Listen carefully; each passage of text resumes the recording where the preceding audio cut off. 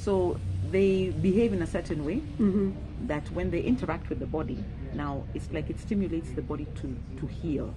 So it's like assisting the body to do what it does best. Yes. And they've been with us forever. In fact, most medicine comes from plants.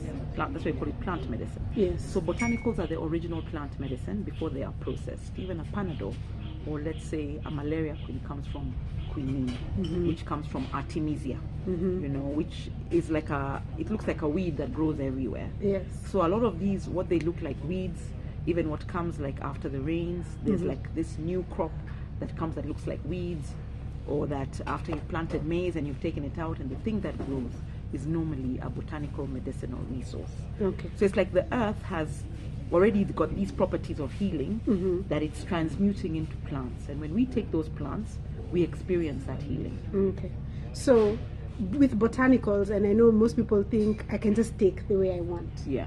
What should we, in terms of dosage and quantities, what things should we pay attention to when we're dealing with herbs or botanicals?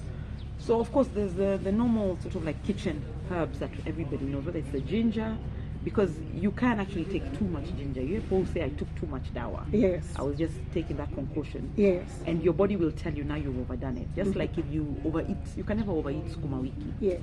But if you take a laxative and then you think, oh my God, that was just too much, you know, like I really overdid it, or the dosage was too intense. Yes. So you have to use common sense in your kitchen, obviously. Just like pili pili. How much pili pili can you take? Yes. Now with for the way my company has evolved, we've been quite particular about dosage, because you know you hear about instances where somebody goes to the village and they're given a jerrycan and they're told kunywa dawa. So because I was facing resistance at the beginning in terms of introducing this traditional culture, I had to modernize it a little bit, which includes understanding the dosage. Why do we take that specific amount? Yes. And understanding, like, when you create the decoction, how intense should it be? Because if it's too intense, the reaction can also be very intense. Okay. Right? So you don't want to give something that will have such a negative reaction, Yes. and the person is not in the clinic, they're in the shop. Okay. So a lot of trial and error really is how we have come up with our dosages. Yes. Yeah. There's this Western perspective that people have that herbs or botanicals are not as effective as Western medicine. What do you want them to know about that perspective? Okay, what I want them to know is I do agree.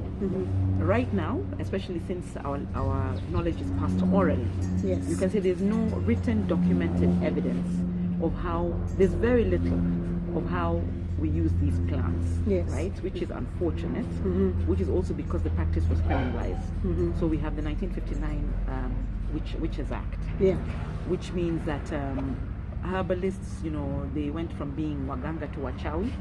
People who used to practice medicine openly now had to go into secret. So there's these initiate societies, secret societies that have this knowledge, and it's not being passed on anymore because we're not learning the language. Yes. But plants are plants.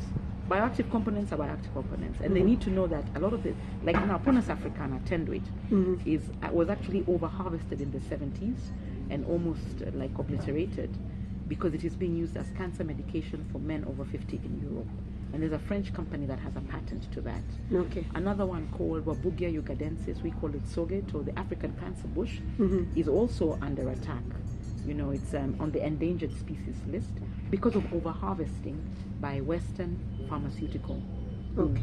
So there are people in the forest. This like biopiracy is taking place all the time. So don't underestimate the powerful nature of the herbs that are available to you in your own environment. Remember that 1,000 years ago, when your ancestor was walking the savannah, this is what they were using, you know, to either for fertility. These are things that they were chewing the same way you chew. Morobaine is a very common one and a very easy one to use as an example. Yes. That it's morobaine, whether you call it neem or whether you call it morobaine, whether you use it topically, whether you drink it, it's morobaine. Yes. So the anecdotal knowledge, the ancestral knowledge is transmitted orally for that one. But if you do research, even all the herbs that we use, Yes. if you go on the internet and actually put in that name, you will get all the bioactive components and the properties. So Western medicine is actually derived from the same Plant plants medicine. that we use Yes. here. So Not just Western medicine, Indian Ayurvedic medicine, Chinese medicine, and even Western medicine is based on the apothecary of women, European women were herbalists. Yes. Right? When they talk about the witches of Salem, Yes. the witches who used to be burnt at the stake were actually women who were interested in plant medicine. Yes. As they were transitioning from the old European religions into the new patriarchal religion that we have now, Christianity, etc. Yes. A lot of those women lost their powers or lost their recognition, but their knowledge was harnessed by the pharmaceuticals and then modernized. It's the same thing everywhere. Okay. Whether you talk to the Native Americans, whether you talk to the ancient Europeans, you can go to Iceland now, and they're using, Icelandic sea moss. You go to Ireland, they're using Irish sea moss. Yes. Then we have our sea moss here from Dar es Salaam. Yes. That is doing the same thing. Yeah. Or things that grow in our lakes and rivers. Yes. Yes. So, absolutely. So we should also know about about what grows in our environment. Yeah. Now, when we talk about the culture and herbal medicine, like what is the correlation there? I think the cultural practice, herbal medicine is in every single community. Yes.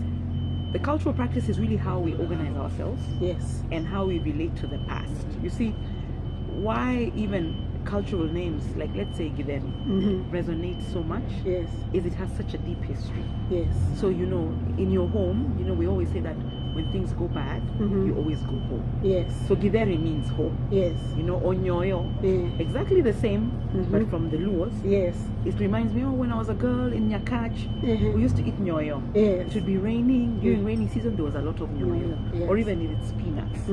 So cultural perspective with Africaninity is very important. We want to remember the past. We want to feel safe, and these cultural artifacts make us feel safe.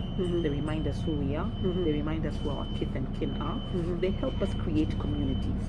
So culture, community, and creativity, which is our brand tagline, they go together. Brand tagline. Your brand tagline is what again? Culture, creativity, and community. Community. Yes. Oh wow. So we are all about creating creativity, things around culture, working with the community. Okay. Yeah. And we talked earlier about the interrelation between spirituality and healing. Yeah. And you mentioned something. So we're talking about that when the body is bruised, you need to heal the bruised spirit first. Yeah. Can you talk more about that?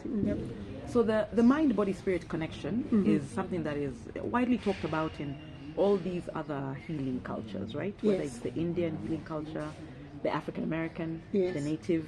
So what we call it is like, the way the body is made of the physical, but the body is also made of the spiritual, the emotional, sort of like the aura that surrounds the body, right? So imagine, for you to be bruised, somebody first has to penetrate all those other things. Even if somebody's coming to attack you, right?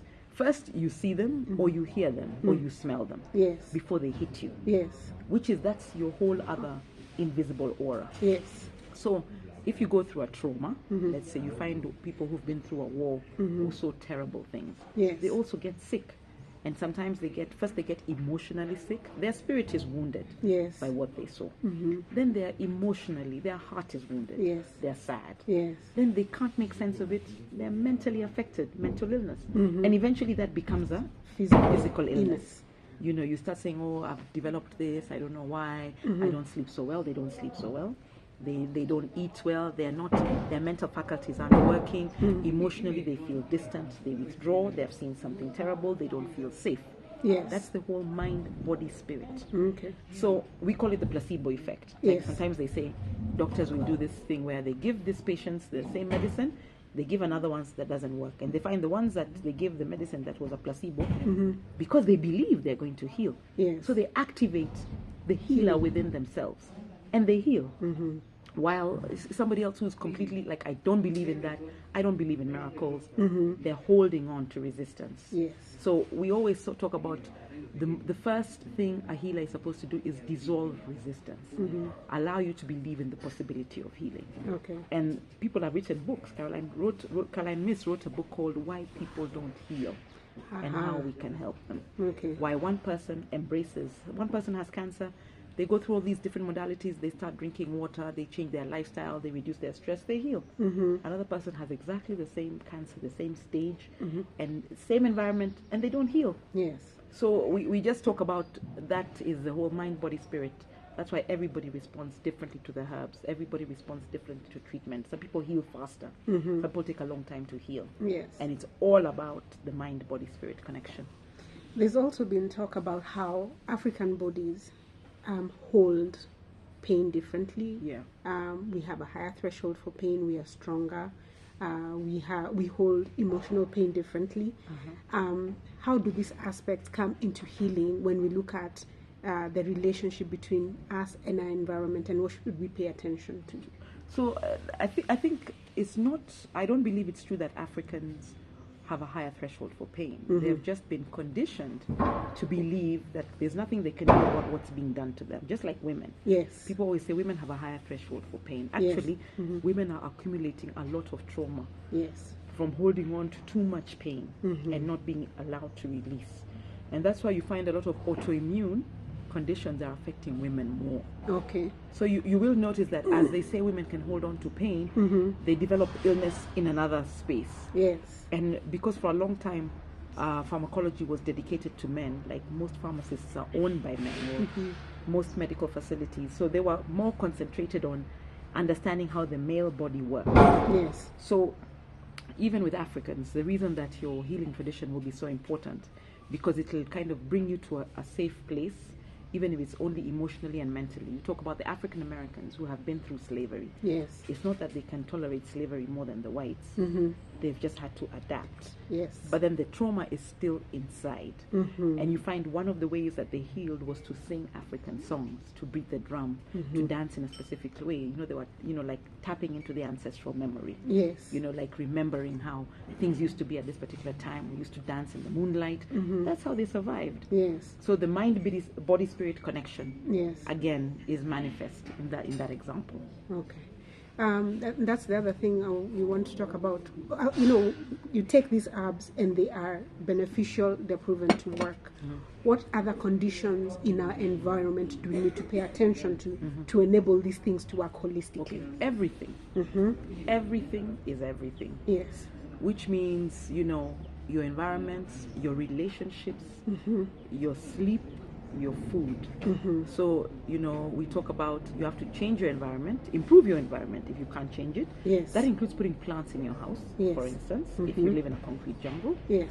Finding yourself in nature, walking barefoot on grass, taking a break, yes, drinking water, and relationships, improving on the if you are in a very negative, stressful relationship, it's very difficult for you to heal. Yes. So resolving that relationship, resolving anger, resolving conflict.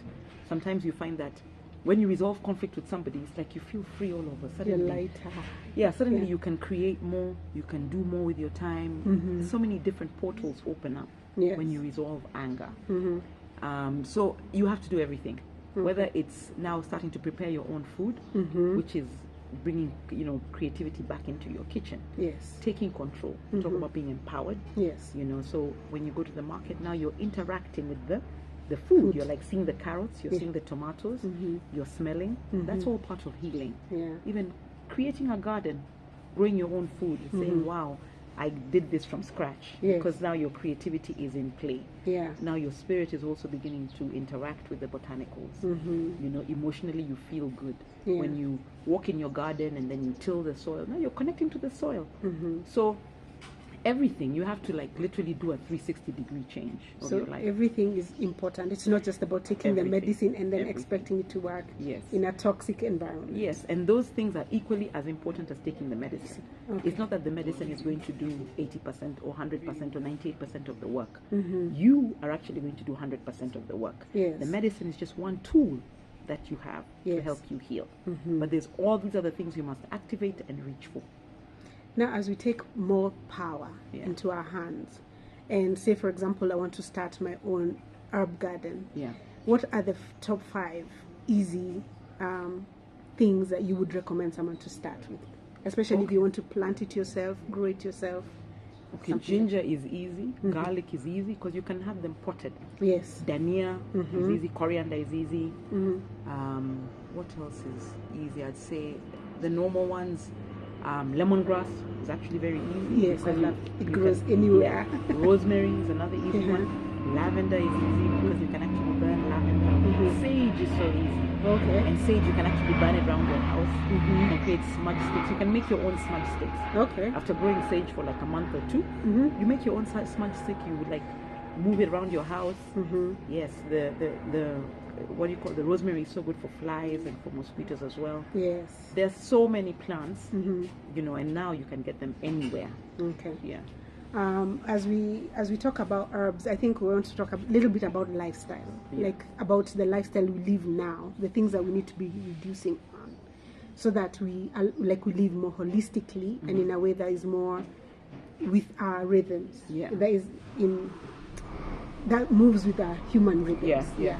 So things like, how do we handle things like technology, stress, more sugar in our diet? How can we, balance those out? I feel like you have to really take, it's one thing if you don't mind being sick, but I'm sure if you have children, you will mind them being sick, right? So you'll begin to moderate, let's say, the sugar that is in the diet, which includes changing the kind of bread that you buy, right? Or substituting, let's say, whether it's something that's got so much sugar with porridge. But the easiest way is to just go back to your ancestral foods. Okay, whether indigenous it's millet, foods. your sorghum, your sweet potato, your pumpkin, Yes. Your matoke, your banana. Yes. The first thing is go back to your natural complex carbs. Go for your seeds as opposed to your grains. Seeds are like millets. Okay. While grains are like, let's say, maize. Moving away from this modern over-processed supermarket bought food. Getting food from your country, right?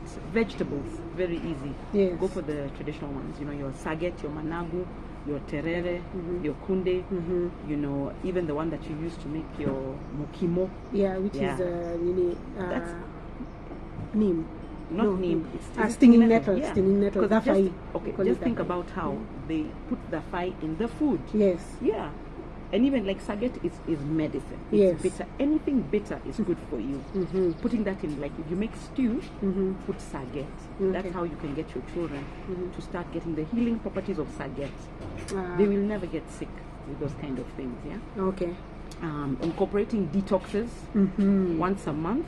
Going for a massage, going for a swim, steam and sauna if you can afford it or you can access it. Yeah. Going for a walk. A walk is the easiest, way to heal. Just setting aside time, listening to podcasts.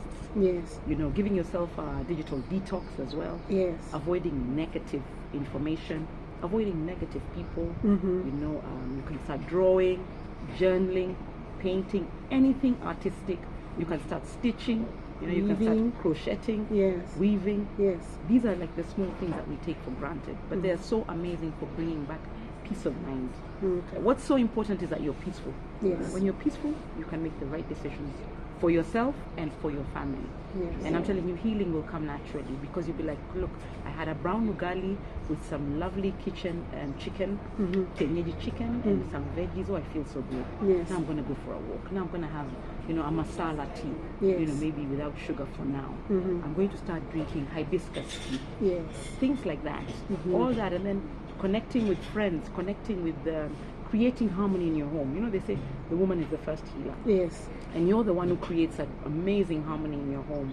You resolve conflicts. You look around and identify what do we not have, what do we need, or how you talk to your partner, how you talk to your children about what goes on. Creating harmony, always talking about peace, listening to nice music. Yes. There's so many things that you do in the home to create the positive environment that allows people to thrive.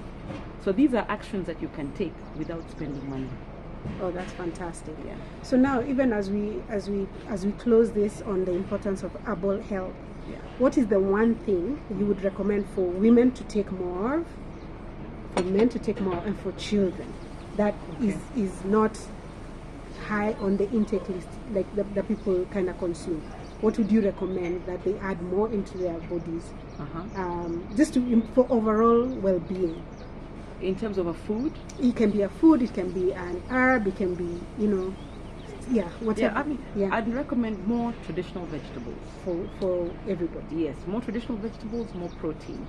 If it's fish, more, because, things like avocado. Yes. Anything natural. Avocado is easy because it has the natural fats. Yes. At the same time, it's like a vegetable. Uh-huh. And then protein, eggs, boiled eggs.